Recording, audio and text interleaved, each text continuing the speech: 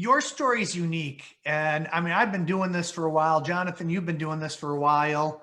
I don't I don't know another story where at 25, 26 years old, the controlling generation turned over the reins. So your parents were still on the younger side of things and still are on the young side of things. I would know because, I'm in that age group that's very young, just so that Very you young. know. Very young. And tell us about that. Walk us through what happened. Yeah, lots to unpack. I would say, going all the way back, I want to definitely go all the way back to when I was in school. And, in 8th grade, I was taking half of my classes. I would walk over to the high school and take classes at the high school because I had elevated through middle school and junior high so quickly that algebra and some of these other classes I was going to high school for. And so by the time I got into like freshman, sophomore year, I'd already taken care of a lot of my math and biology and credits like that. So I quickly, by the time I was 16, I was done with high school. And I want to continue with some college, but I wasn't looking for a 4-year. So at 16, I dropped out of high school. I was a junior and it was going into the second semester. So it was like around this time of the year. I went to my parents and said, I'm kind of done with this. I feel like I've learned everything. I'm tired of the day-to-day high school drama and everything that goes into it. I want to work for the family business. And this was in 2006, and we didn't know it, but there was a huge crash coming. And as we kind of started to I went into independent studies and started working for my dad. 07 happened, and the idea of pouring all my time into the family business to make sure that we get through this became a big priority for me.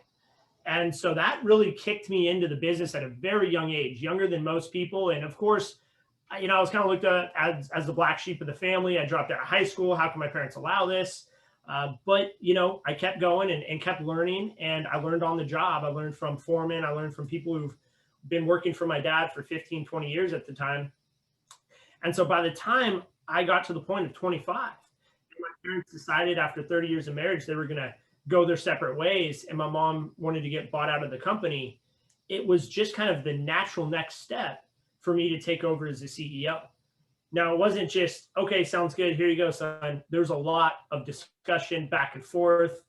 And I definitely was than your average second generation would. I really wanted it.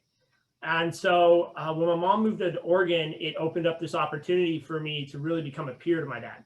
And that's when we started to see each other as peers, hopefully. I think he saw me as a peer. And he basically, I don't know how he did it. I don't know if I could do it at 51, but he looked at me and he believed that I had what it took to be the CEO of this company. And he gave me the reins. He handed over the keys. And that's something I think that is the key to our success today is he stepped aside, not completely away, but he stepped aside and say, hey, I'm gonna stand beside you and I'm gonna let you take some risk. I'm gonna let you make some gambles and make some decisions that, I'm gonna support you, but they're gonna be your decisions. And the ability for me to have that autonomy and have that flexibility at such a young age, I was motivated and I was hungry to prove to him and my mom and my entire family that I had what it took. And I see a lot of my peers then and now still who are just getting into that CEO role or maybe, COO role, second in command. The dad or mom will give them a little bit and then take it away as soon as they make a little failure. But failure is how we learn. And so when I made failures, my dad didn't take anything away. He just said, hey, I know you can do better than that. Or I'm a little disappointed in that. And that makes you go back and figure out what do I need to do to fix this and become successful, learn from that failure. So I think failure is really a key part of this whole growth process. And that's where my dad being willing to let me fail and me having someone like Jonathan or me having Jonathan meeting with on a weekly basis and asking me, what's your motivation level today? On a scale of 1 to 100, what is it? And if it's anything below a 99, we've got something to talk about. And so that whole dynamic kind of was the perfect antidote to, I think, what a lot of families don't get right. And that's the control and turning over control. So I think that's kind of where it started. It started when I was a young kid, like high school, but it really came together at 25, 26 when my dad saw me, I think, as a peer and gave me that opportunity to fail and then in turn succeed. So Great. Michael, there's this is a story that I didn't know all the details and background. It's a pleasure to hear that, Justin. And yeah, I had a different image of Justin as a high school student, so I didn't realize he had already finished half of high school by the time he was in 8th grade, which is really fitting. Actually, it makes more sense because, like I've said earlier, you're a really fast learner and a quick learner and a hungry learner. But you know, the unsung hero in this whole story is his dad. Yeah. Right? Because there are not that many dads that would step out of the way and say what he's, and act like a peer and, give him the rope, to hang himself or fail, and just say, you can do better. So those are really encouraging words. And Kendall's a very quiet, understated person, and so I think that he deserves more credit than maybe I've given him, and I've given a lot of the credit to Justin in the past. But so that's an interesting point. The other thing is that, and this would be interesting to ask you, Justin. So when you joined in 2008, when you had to hunker down, a lot of kids join their family business out of a should, or a must. My family needs me. I must take care of the family. They're asking. They don't have the money to be able to pay outside people to help us. We have jobs that need to get done, and or it's your responsibility. And I've seen this in a number of families. So it sounded more like it wasn't a should, as it was more like, I must do this. I want to do this. So it was, and I look back in those times, and I'm so appreciative for those times. I'm grateful for those times, because what it gave my dad and I is we were on the same side of this giant battle. And they, to my parents, they did everything they could to save the business. They took out a second mortgage. They liquidated their IRAs in late 2007, like at the worst possible time.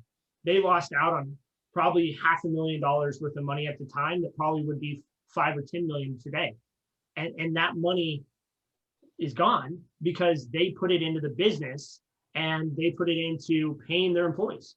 And that was my parents, probably, as we look back, the biggest mistake, but maybe not, because we kept people on payroll when we didn't have work. And they were working at my dad's ranch. They were doing things like cleaning cars. I mean, we did whatever we could to keep people busy. It wasn't producing revenue. And that's what led to us almost going bankrupt. But those relationships of our employees, and today we have, I think 6 or 7 that have been with us over 20 years that went through that with us. And they're so loyal, and we're so loyal to them because of that time. But for me, it was working in the field, running equipment, running crews during the day, from 5 to 3 or 4. And then from 4 to 8, I'd be in the office. We had this little office in an old hospital that was, an old hospital room. It was really creepy. But we'd be there until 8 or 9. We'd eat dinner there most nights, and we'd be working on estimates and trying to land jobs that 20 or 30 landscapers were bidding on. And it was just like a race to the bottom. It was ridiculous. And we'd land these jobs and we'd be like, we're going to lose money. And we'd have to figure out a way to not lose money on the job. And that taught me a lot. That whole process of scarcity of like, we just bid this job and lose money, but it's my responsibility to go out and actually be the foreman on this job and find a way to make a little bit of money. And that whole dynamic and process brought us closer together, and also gave me a respect for how bad things can get. And today, every single day, I wake up just thankful that we have work, thankful that we have enough of a schedule and backlog to keep the crews busy. But I always know in the back of my head, like I can turn on CNBC and the market could drop 20, 30, 40%, and we may be out of work tomorrow. I mean, contracts get canceled like that. So, you always have that in the back of your mind, because I went through that. So it was very valuable.